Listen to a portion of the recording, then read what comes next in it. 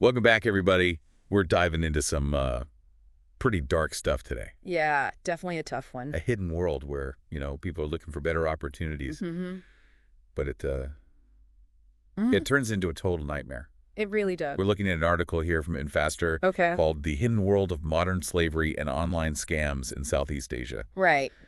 And basically what we're going to uncover is this reality of forced labor.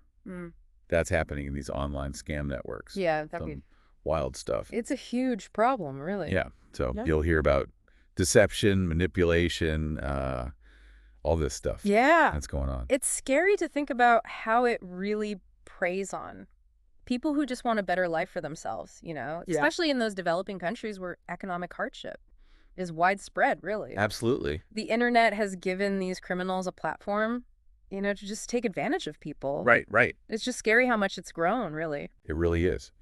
And this article has this story about Aaron. He was a university student in South Africa and thought he had this dream tech job lined up in Thailand. Wow. Super excited, at first. Of course. But then, on the car ride from the airport, things start to get really weird. Yeah, classic bait and switch. They promise this well-paying job, usually in a more developed country. Right. So it's very enticing by the time they realize it's too late. Right.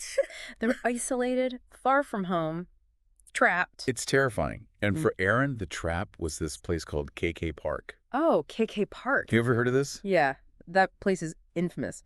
In the world of human trafficking, imagine a hidden city in Myanmar, just controlled by armed groups, with thousands forced to work these scams. It's crazy. It sounds like a movie. Right. But this is the reality of KK Park. So back up a little bit for me. Myanmar, armed groups, what's the history here? That allows this place to exist. Yeah, so it's complicated. You've got the military junta in control of Myanmar. They turn a blind eye to these operations. Sometimes they're even in on it. Wow. Lack of real law enforcement, a porous border with Thailand, armed groups all over. It's the perfect conditions for criminals. Right. So basically the government's weak, and these organizations just take advantage of that. Exactly. They step in and... It's scary. There's no protection for the people there. It's a terrifying environment. And once you're in a place like KK Park, the article describes it as just brutal, like a factory, strict quotas for the scams. They're watching you constantly, armed guards everywhere, punishments if you don't meet your targets. It's just modern-day slavery. Plain and simple. It's unbelievable. I mean, one quote from Aaron, that stuck with me. He said, if you didn't meet your targets, there was no lunch. Wow. No lunch. If you don't trick enough people. That's awful. That was his reality. And it's all designed to break people down, make them compliant, focused on nothing but their tasks. Right. Horrifying example of how greed and profit can just disregard human life. Absolutely. It's chilling. And then the article talks about this specific scam. Okay. They call it pig butchering. Pig butchering. That's a new one. Yeah. And it seems like it's all over these compounds. And this is where Laura's story comes in. She was a Chinese immigrant. Okay. And she lost everything to this scam. Oh, man. All of her savings. What's terrifying about pig butchering is how they prey on our need for connection. It's just basic human nature. They build up these relationships over time. They gain your trust through these friendly interactions online. They really fatten up their victims. Right, with attention and affection. It's all fake, of course. Yeah. But it seems so real. Yeah. And then once they got that trust, they introduced cryptocurrency. Ah, I see. Promising big returns. Luring them in. With these big promises. Exactly. And they set up these fake platforms or websites that look real. They even show you fake gains just to suck you in. Oh, wow. By the time you realize it's a scam, your money's gone. It's a nightmare. Yeah, Laura even said that she was watching her money grow on this platform. She thought it was real until she tried to withdraw it, and then it was just gone. It's heartbreaking. It really is. So how does it actually work on a technical level? Are they building fake websites? Or are they hacking into real platforms? It's a combination of things. Okay. Sometimes they build these whole fake platforms that look just like the real thing. Other times they use phishing. They get into your real accounts, make it look like your investments are growing. They're good at what they do, unfortunately. So it's all layered deception, playing on people's trust. Exactly. And their lack of technical knowledge. So talking about layers, this article goes on to talk about this vast network behind these scams. Like, it's not just these isolated compounds. It's coordinated. It's organized crime, global scale. These networks are all over Southeast Asia, usually with connections to China, other parts of the world. They're laundering money, moving victims across borders, always one step ahead of the law. So what makes these networks so hard to shut down? Are there any examples of how they evade authorities?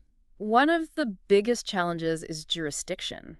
Think about it, trying to investigate a crime where the victims are in one country, the perpetrators are in another, and the money's going through a third.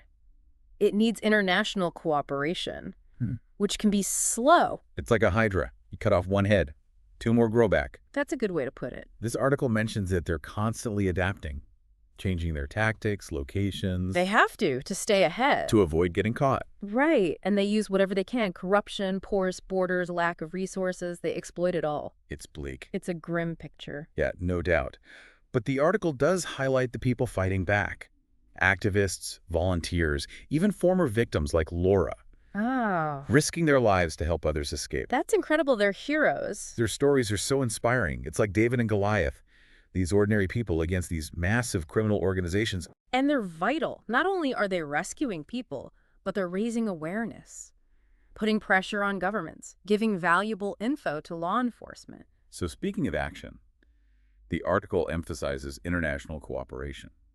What does that actually look like, in practice? It means sharing information between countries, working together on law enforcement operations, pushing governments for stronger laws, and funding the organizations on the ground. So it's about recognizing that this is a global issue. We can't just treat it as a Southeast Asia problem. Absolutely. It affects us all. And it's not just on governments and law enforcement. Individuals can play a role too. Right. Raising awareness, supporting organizations, even just being more careful online. All of that helps. And it's important to remember anyone can be a target. You're right. It's not about being gullible. These criminals are good. They're masters of manipulation. They know how to use your vulnerabilities against you. So we need to recognize those vulnerabilities and learn how to protect ourselves. Absolutely. Be skeptical. Don't believe everything you see online. Be careful with your information. Research before you invest in anything. Especially cryptocurrency. Especially cryptocurrency, yeah. And if something feels off, like your gut's telling you something's wrong. Listen to your gut. Trust that. If it feels suspicious, it's always better to be safe than sorry. So much of this comes down to education and awareness. The more people know, the better we can protect ourselves. Exactly, and others. And others, yeah. It's not just about our own money. It's about understanding the human cost. Right. These scams destroy lives. And let's stay clear. It's not the victim's fault. No, not at all. They've been manipulated by these criminals who prey on their hopes and dreams. They take advantage of people who just want a better life. Absolutely. We need to stop blaming the victim. Yes. The blame is on the criminals. They're the ones orchestrating this. And holding them accountable is crucial. That's where law enforcement, international organizations, NGOs, everyone comes in. Disrupting these networks, prosecuting traffickers, supporting victims. That's how we get justice. And that brings us back to us. What can we do as listeners to support this fight? There's a lot we can do, actually, beyond just awareness and education. Right. Are there specific actions we can take? Absolutely. Donating to or volunteering with organizations that are fighting human trafficking. Okay. That's a tangible way to make a difference. There are groups doing rescues, providing legal aid, counseling, helping survivors rebuild, even just spreading the word, sharing info about these scams, and the organizations fighting them. That can make a real impact. It's a reminder that small actions can add up. They really can. Maybe we can put some resources in the show notes. That's a great idea. For listeners who want to get involved. This is a fight we can't ignore. These scams are more than just financial loss. They erode trust, exploit vulnerability. They treat human life like a commodity. That's a heavy thought. Yeah. We started talking about the dark side of opportunity, and that's exactly what this is. People searching for a better life, and it turns into a nightmare. It's tragic, but there's hope. People are fighting back. Survivors are rebuilding. We can all do something. So, as we're wrapping up, what's the one thing you want listeners to take away? I would say be informed, be vigilant, and be compassionate. Understand the tactics, be careful online, and never forget the human cost. Well said. This has been a tough topic. Yeah. but so important. It has been. Huge thank you to you for shining a light on all of this. It was my pleasure. And to our listener, thank you for joining us on this deep dive. We hope you found it informative and, most importantly, empowering. Remember, knowledge is power, and together we can make a difference. Absolutely donating to or volunteering with organizations that are fighting human trafficking. That's a tangible way to make a difference. There are groups doing rescues, providing legal aid, counseling, helping survivors rebuild, even just spreading the word, sharing info about these scams, and the organizations fighting them. That can make a real impact. It's a reminder that small actions can add up. They really can. Maybe we can put some resources in the show notes That's a great idea. for listeners who want to get involved. This is a fight we can't ignore. These scams are more than just financial loss. They erode trust, exploit vulnerability, they treat human life like a commodity. That's a heavy thought. We started talking about the dark side of opportunity. And that's exactly what this is. People searching for a better life. And it turns into a nightmare. It's tragic, but there's hope. People are fighting back. Survivors are rebuilding. We can all do something. So, as we're wrapping up, what's the one thing you want listeners to take away? I would say, be informed, be vigilant, and be compassionate. Understand the tactics, be careful online, and never forget the human cost. Well said. This has been a tough topic, but so important. It has been. Huge thank you to you for shining a light on all of this. It was my pleasure. And to our listener, thank you for joining us on this deep dive. We hope you found it informative and, most importantly, empowering.